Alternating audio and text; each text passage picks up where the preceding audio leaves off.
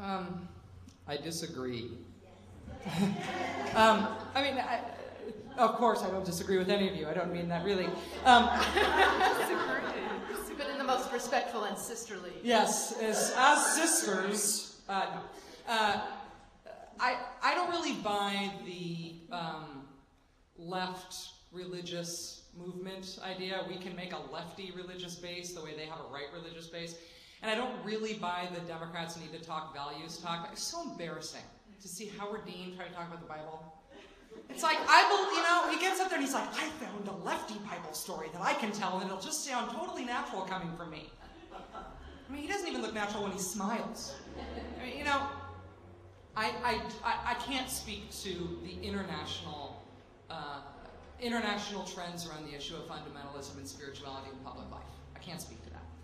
But I can, I think, speak to why it is that the Democrats are falling all over themselves, and the left falling all over ourselves, to book Jim Wallace everywhere. He's a lefty evangelist guy.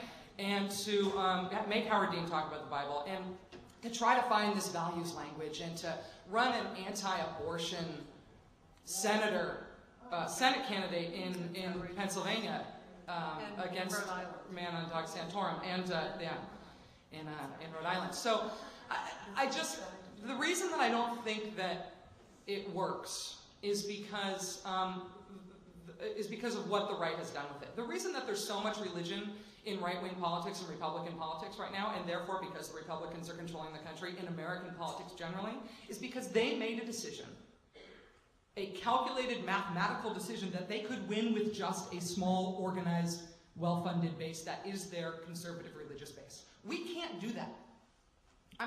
We're not going to follow that same model and win.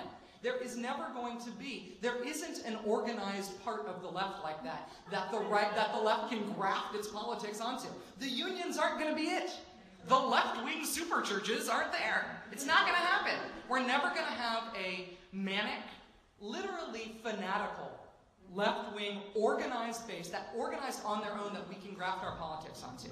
And that's how Republican politics got religious. Right? And it's not going to happen on the left. It's just not.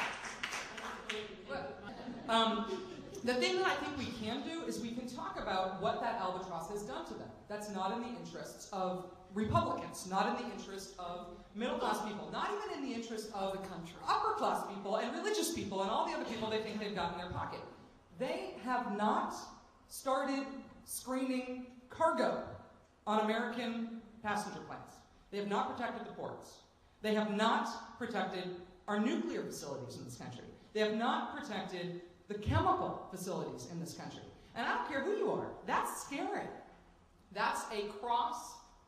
That's a values issue for me. That's my life. And they have engaged in a very impractical form of politics that's put them down a path where they're not meeting basic needs of Americans. And those basic needs, you don't need to go, you can, sure, use the Bible to tell people to protect the chemical plants if you want. Enjoy. If you need it, if you think that language is going to help you, do it. But if you talk about the stuff that they haven't done because they've got this albatross around their neck that causes them to be impractical, you will win votes from people who didn't vote from you in the past, I think.